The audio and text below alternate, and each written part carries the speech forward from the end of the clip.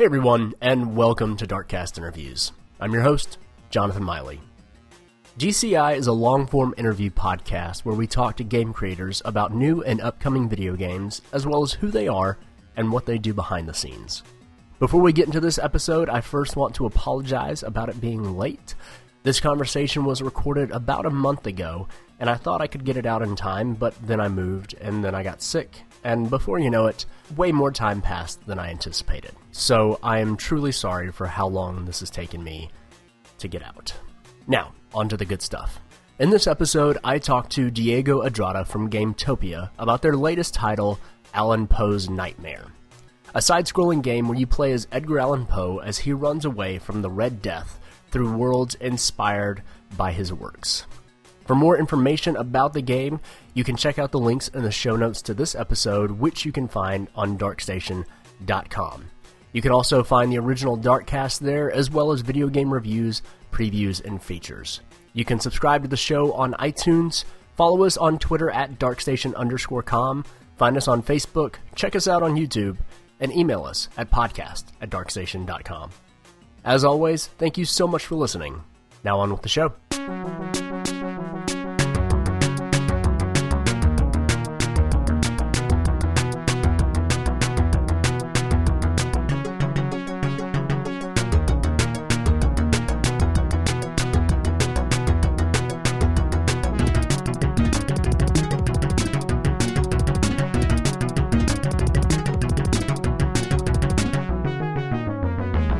Welcome to the Darkcast, everybody. Or not the Darkcast, Darkcast Interviews. My brain apparently isn't working yet, even though it's 11:30 in the morning and I've had like 4 cups of coffee. But, you know, we'll go with it. I'm Jonathan Miley. Joining me today is Diego Estrada? Yeah, Diego Estrada. Fantastic. And we're here to talk about Allan Poe's Nightmare. But before we get into the game itself, let's talk a little bit about who you are. Diego, first of all, thank you so much for being on the show. How are you doing? Hey, Jonathan. Thank you, Joel, for the invitation and for being interested in our video game and our game studio. It's Absolutely. A pleasure to me being here in this Darkcast interview. Well, thank you. It's a pleasure to have you on. That's good. I am from Popayán, Colombia, a small and beautiful city. I'm passionate about programming and clean code. I'm the CTO and partner at Gametopia. Our game studio is based in Spain and Colombia, where we love to imagine and create video games. I have several years of experience in video games and apps made with Unity. I've been working in different platforms, PC, PlayStation 4, mobile. That's about me. Awesome. So any experience in other engines besides Unity, or is that the main thing that you guys work in? When I started to make video games, I remember that I started with an engine called Marmalade SDK. I don't know if they are still in business, but that was C++, pure C++. I also have some experience in Fire Engine. It's an engine for PlayStation. But my strong knowledge is in Unity. Okay. Very cool. Very cool. Now, you said you've had some experience on the PlayStation 4. Have you worked at any other studios, or is that just developing games on your own? How has that been? When I was living in Madrid, as a final project in my master's degree in game design and development, we present a project for a contest called PlayStation Awards. So we did a really good job, and at the end, we became part of a program of PlayStation Spain called PlayStation Talents. So there we were for like 1.5 years developing a video game for PlayStation 4. That's cool. That's very cool. Yeah, that was a really good experience. For me, it was awesome to have one of our first video games in PlayStation 4 and with working with Sony, and was a really good experience for us. Sure, yeah. In the U.S., there's a college called DigiPen that does a contest like every year, Uh-huh. and I haven't looked into it in years, but I know that's where the people that made Portal came from, and that they had made a game called Narbacular Drop. I guess this was like 10, 15 years ago now.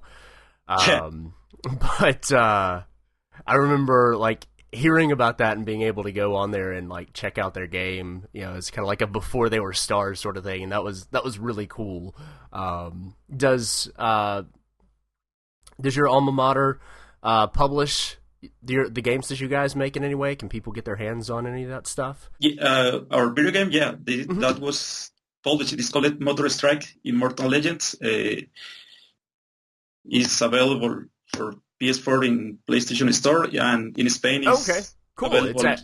It's like it was officially released. Physically. That's awesome. Okay, Yeah, that was a that's good experience. But yeah, that was in another company. That was in a sure. company called Five Games. Now we're with Gametopia. Okay, very cool. That is really cool. So you got your Yeah, master's in game design, you said? yeah. I am an electronic and telecommunications engineer here in Colombia. Then I moved to Madrid to study a master's degree in game design and development at the Technical University of Madrid. Very cool. There, I met my current partner in Gametopia, that is Daniel Gonzalez. He was my teacher in the master's degree.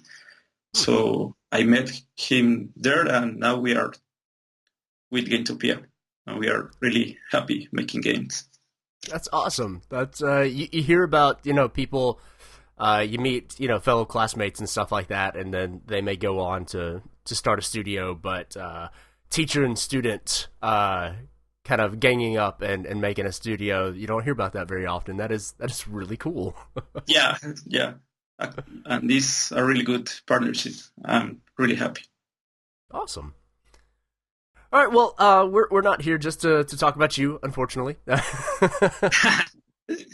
Don't worry, it's good. uh, so you guys recently released Allan Poe's Nightmare. Kind of give me the quick, just explanation of what the game is for anybody that's never heard of it.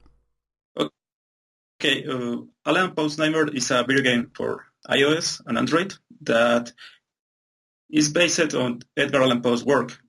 In this game, the writer must escape a terrifying nightmare in which his words have come to life.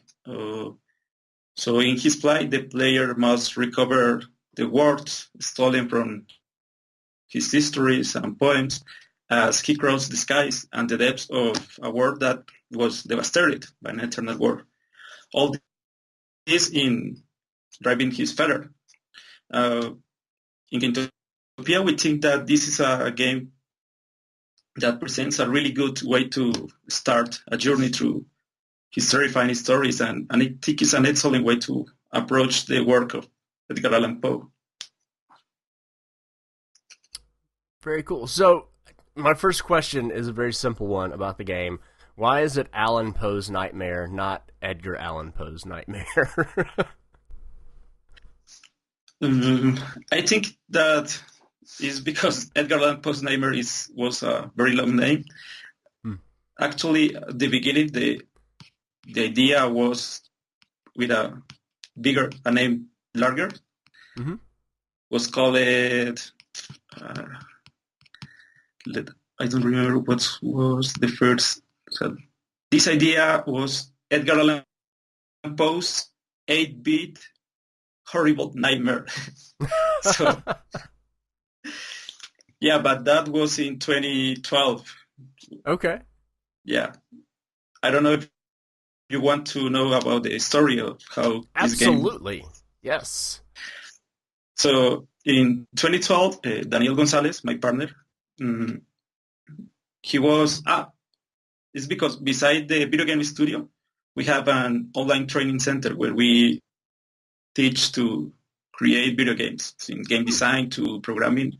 We teach in Unity or in Spanish. Okay. Mm-hmm. So in 2012, Danny, my partner, was running exercise of the game design course. And as a final project, a guy called Aitor Garay sends this work called Edgar Allan Poe's 8-bit horrible nightmare.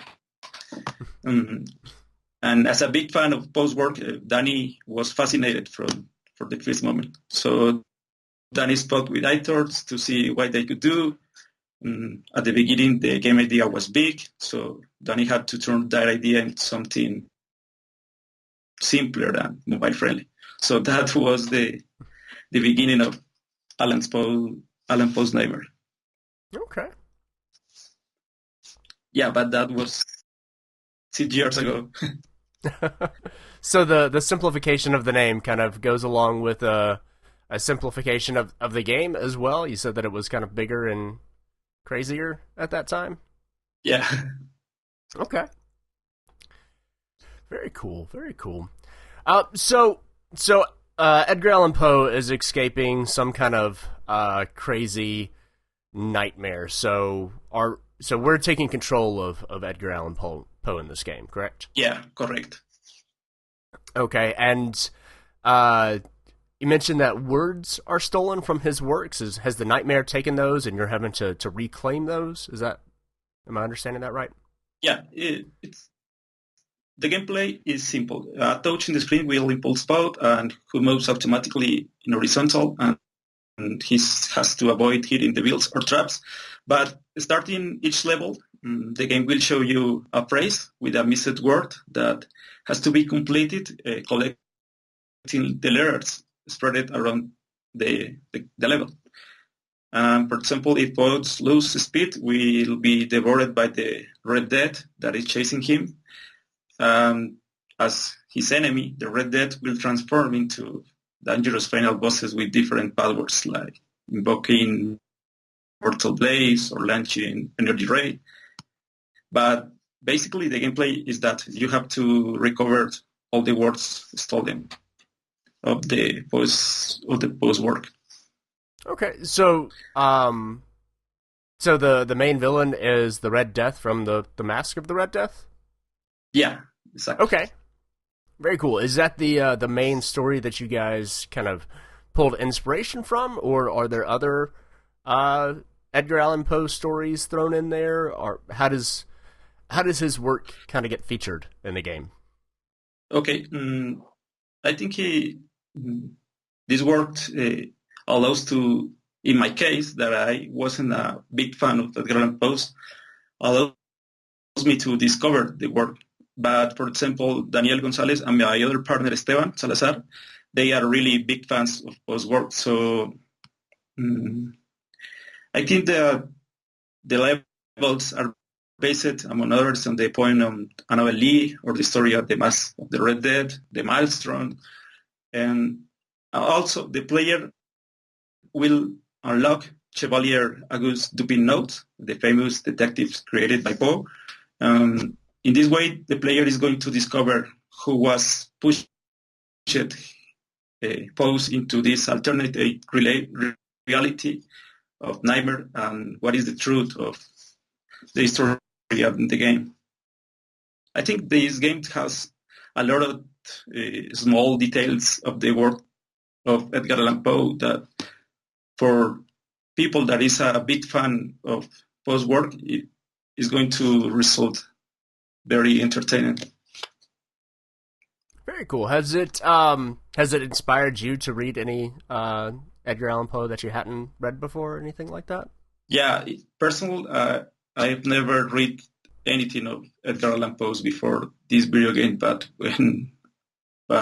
since I'm developing this video game since 2 years ago, I'm really interested in reading Edgar Allan Poe's work now. But I've never started yet. But yeah, this game is really good. Nice. I had to read Edgar Allan Poe in college and high school and stuff like that, and I've always wanted to go back and read more. And I think I've even got like an audiobook version of all of his stuff, and I still haven't gone back and read it. It's one of those things that, you want to. It just kind of other things, always get in the way. Yeah. Mm. So what is the kind of the core loop? You said you've got like single touch gameplay. So what are you actually doing when you're playing the game? You have to recover these letters, and every level is different because we have procedural level generation. I think this was one of the things that, as a programmer, I feel more proud about because we had this procedural level generation, but we did a really big work in performance optimization. So Allan Poe's Nightmare runs good even in all devices. And yeah, when you start the game, you go through the levels and you are recording letters, and you can unlock the Chevalier Agustin Dupin reports, and then you go you start to know more about what is going on in this game. Also, we have this story created by Danny that is told through the comics that we made with high quality illustration. Those comics are really, really pretty.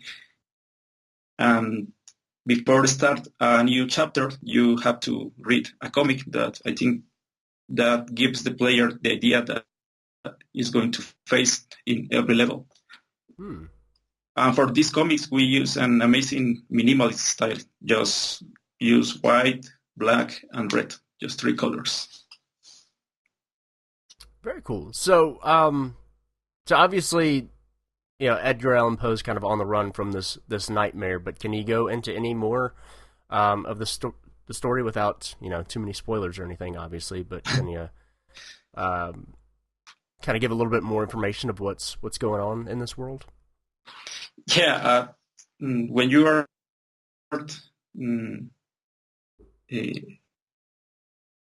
facing every level, you are going to discover more and more of the work of Edgar Allan Poe, because every level is based in a different world of him. So I think that besides the main game mechanic that is simple, in this game is all about this going through discovering new things about the story, about the work of Edgar Allan Poe.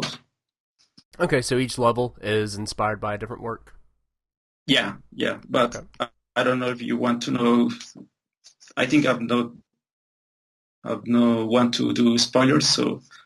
Sure, yeah, no problem. No, don't need to do spoilers. I was just kind of wondering. So how many levels are there? We have 5 chapters, and every chapter has 5 levels. So in total are 25 levels. And at the end of one chapter, you have to escape from a boss that is actually the Red Death transformed into a horrible boss. All the bosses are also based in different worlds of Edgar Allan Poe. Okay. Very cool. Very cool. Random question. Have you seen the show Altered Carbon? Altered Carbon? Mm-hmm. It's on Netflix. No. I watched. I think I watched the trailer, but I've never watched the show. It's really weird, but it's just tying into Edgar Allan Poe. The main character stays at this hotel, and the show is filled with like robots and AI and augmented people, kind of like a Blade Runner style of thing. But the like custodian of the hotel is this guy he's a computer, but he takes the form of Edgar Allan Poe, and that's who he's always running around as. And so like the hotel is like Edgar Allan Poe themed and stuff, and I don't know why I just really randomly good. thought of that. But did you like that show? It's pretty good. It's it's very it's very trite. It's very like it plays it very safe in terms of kind of what it does with its dystopian sci-fi world. Like if you've seen a movie like Blade Runner, then you've basically seen Altered Carbon. Okay. I'm hoping that they do more. I'm hoping it was successful enough that they do more, but I'm hoping that they try to do crazier stuff with the next one. We'll see, I guess. I'm going to watch it. I'm going to watch Altered Carbon. It's definitely enjoyable. Yeah, it's definitely enjoyable. Okay. Is now is in my list. Well, we'll just put that under the things inspired by Edgar Allan Poe, and it'll Yeah, that's it good. works. So you said that the game is currently out on Android and iPad. Any hopes or dreams to bring it to any other consoles? No, Joe, we just released. We launched the game in October of the last year, taking advantage of the anniversary of his death. Mm-hmm. And we just released an update on January 19, celebrating his 210th anniversary. But right now we don't have plans to support this game to PC or consoles. Okay. Actually, right now we are working in a new video game for PC, but Very cool. no. Very cool. That's exciting.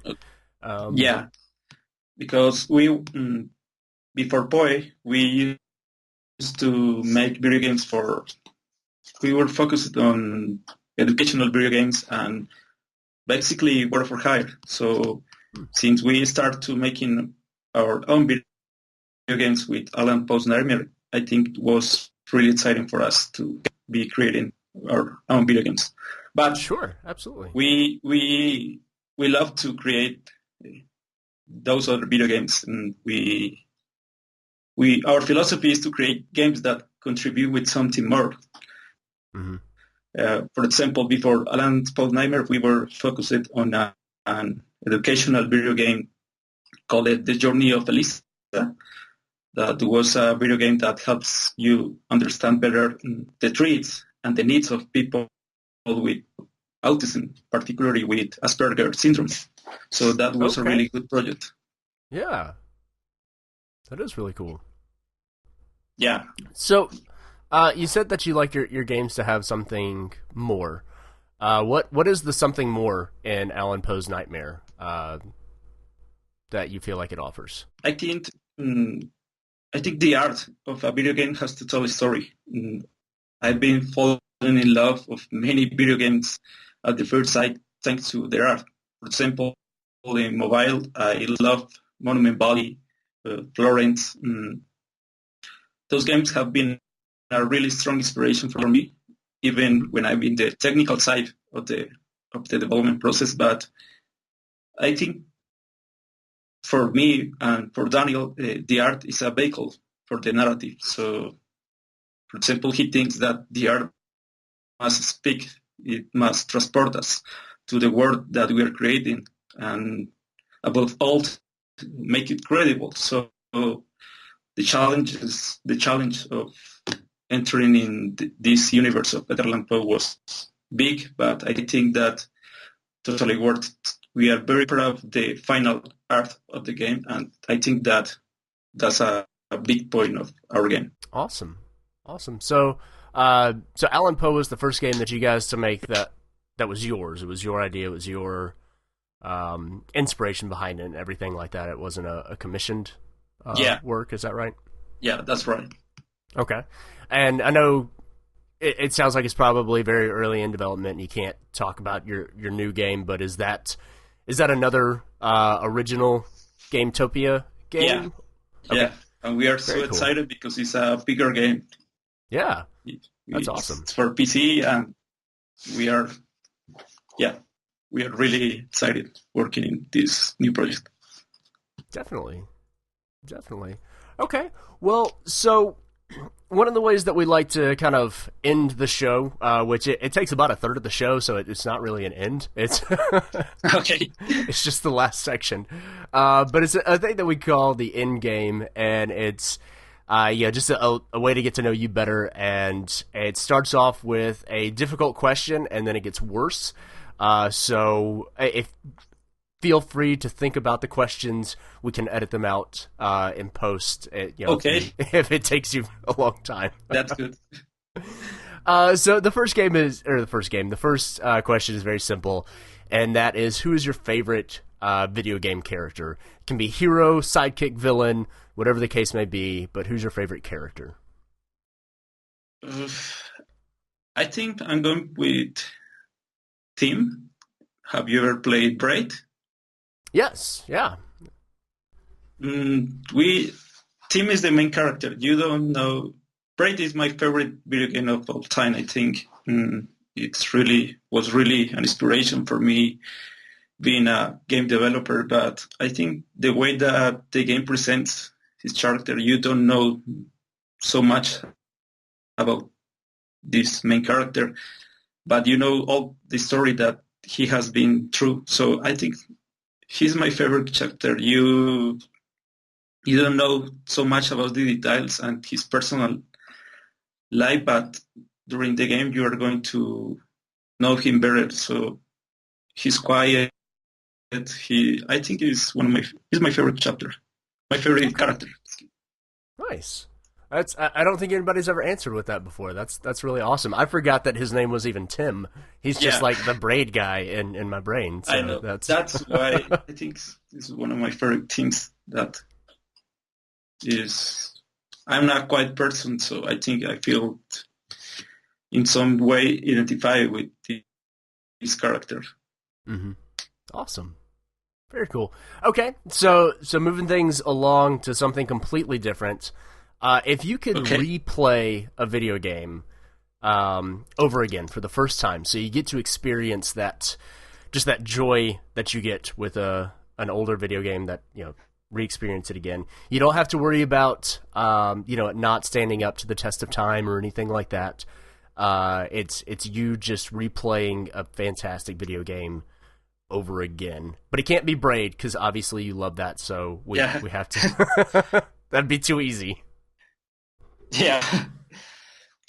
Well, for me, I think I would like to become a child again, and the first time that I played Super Mario on NES was a really good feeling for me, because at that time in Colombia was so difficult to get a NES, so you have to rent the NES by hours. So hours? Oh wow, that's terrible.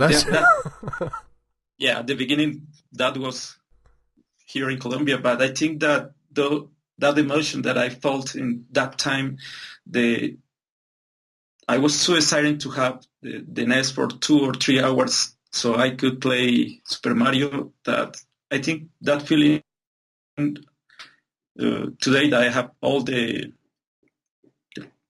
consoles and I can play any video game at any time, I'm not going to feel like that time again. Sure. So I think that was so exciting for me. And when I was, I think 5-6 years old. Yeah, that's awesome. Yeah. That is really cool. And at that time, I have never thought about being a video game developer. So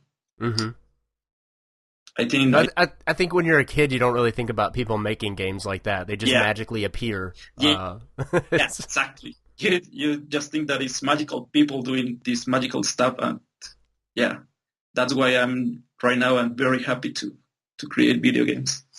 Absolutely. Okay, so flipping that one on its head, if you could forget that you played a game, whether it was a bad experience or it's something that you just put too much time into, or it's a game you just wish you could wipe from the existence of the face of the earth, if you could forget a game, what would it be? Well, that's tough, because I think every game made it.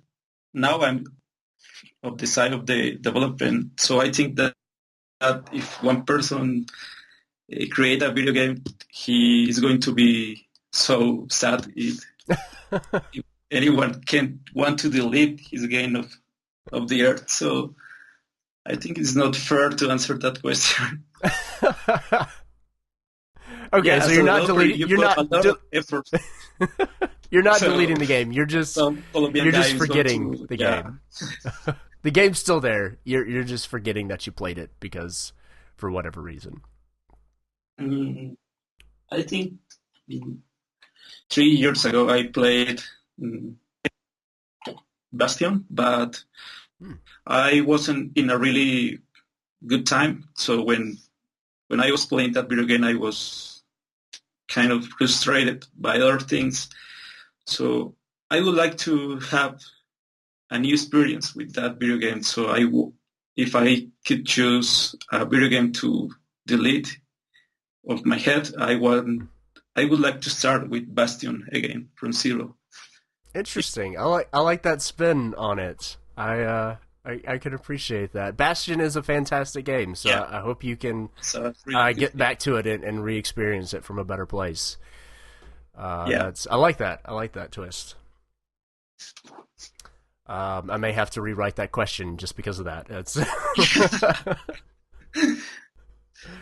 okay. So what is a trend in video games that you really like and you wish you could see more of? It may be something that already is prolific, or it may just be something that you saw in one game and you don't know why it's not in more games. I think that there is these days are becoming very important the narrative side of the video games. That's something that I really like, and I think that that is getting more important every day.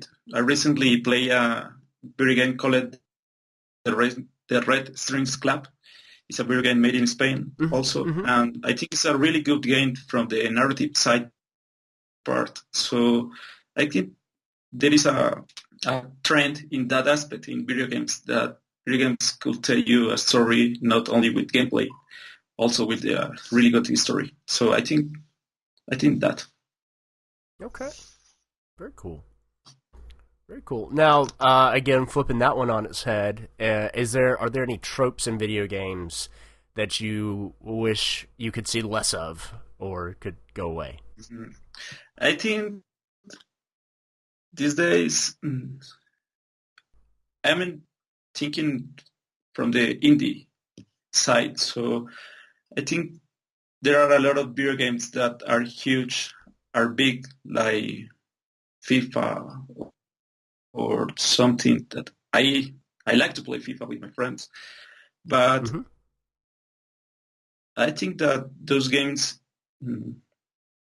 have to do a really good effort to make a new game every year. So at the end, I don't like that there are 300 people working in that video game and they are not making nothing new, but the work that people have to make to release that video game every year is so big.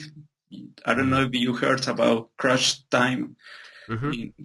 during these days in video games. So I think that is my personal opinion, but I don't know if it's necessary to release a game every year. I'm thinking Sure. I think this is an utopia, but I would like that that the video games wasn't like that. But I don't know, it's just Yeah, no, definitely. idealistic from my side. I totally agree with. I mean, that's a lot of people that you have to dedicate to essentially recreating the same game with a few tweaks and differences every single year. And yeah, it's a really cool thought to think. What if those obviously very talented people Yeah, got to make something new instead of the same thing? yeah, that was Yeah, that no, was totally. my idea. I absolutely agree with you on that. Joel's gonna be sad because he loves his sports video games and he wants to play them every year. But I really like to play sports video game. We used to spend all the noons with us friends playing FIFA, but I don't like the way that those video games are made every year. I can play I'm not really a big fan of football, but I think I can play FIFA 17 or FIFA 19, and I'm not going to realize a big difference. And sorry, Joel, by that. Yeah, that's why I buy one new sports game for like every generation of consoles. Yeah. I'll get like one baseball game and one football game, and then I don't need another one for like 10 years because for my purposes, they're going to be exactly the same.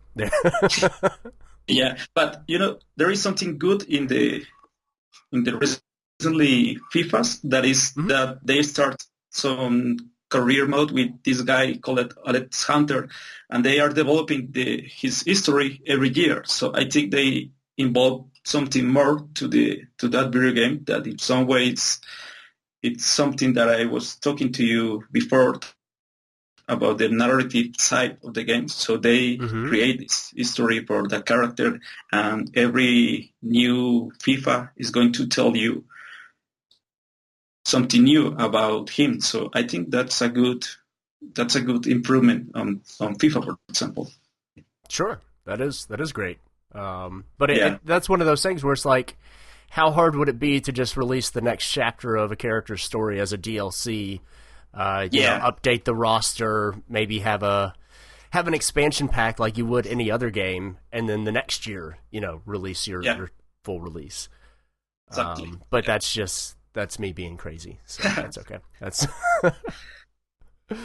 all right. So next question: you're getting to live the dream. You're making video games, which is awesome. But if you could try any other profession, no holds barred, you could be anything. You could be an astronaut. You could be whatever else springs to mind. But if there's any other profession you would like to give a try, what would it be?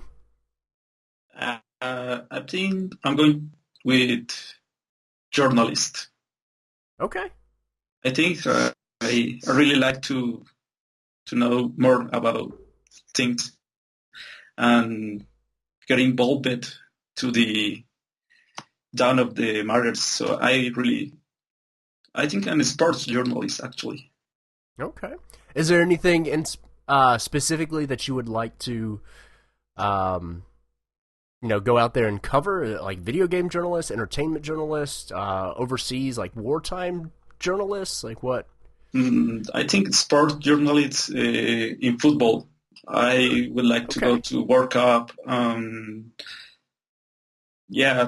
Go to every football match, that soccer in the United States. Yeah. I figured. I think that was a really good profession. Also, when I was younger, I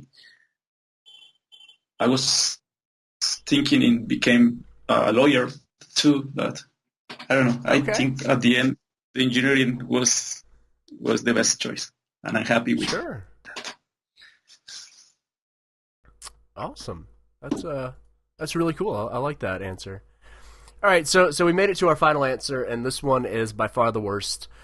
And it's also the most awkward. So, okay, I've been asking it for years, and I still haven't figured out the best way to ask it. But okay, so imagine it's the end of your life. You get to the gates of heaven, but you find out that heaven is actually the Mushroom Kingdom from Mario. So instead of St. Peter, you've got Toad standing at the gates, waiting to let you in. What do you want him to say to you? Oh. Probably in that moment, I don't know. Welcome, Diego. Welcome to your place, the place of your dreams. Okay. You have 3 lives. You have 3 lives. You have 3 more lives. Nice. Yeah, I think that. Yeah, I like it. Want that answer. You have 3 more lives. Okay, so follow-up question. Are those 3 more lives to use back on Earth, or do you get 3 lives in the Mushroom Kingdom? In the Mushroom Kingdom. I definitely want to explore that kingdom. Yeah. Awesome. Awesome. All right. Well, Diego, thank you so much for sitting down with me and talking about Allan Poe's Nightmare. If you could send us out by letting people know where they can go to find out or actually get their hands on the game. You can find the Allan Poe Nightmare in Play Store and App Store and Amazon App Store. It's available for 1.99. Awesome. Well, again, thank you so much for sitting down with me and chatting about the game, and good luck as you guys kind of go off into this new project. It sounds very exciting, and hopefully I get to talk to you at some point in the future about that. Yeah. Thank you, Jonathan. Yeah.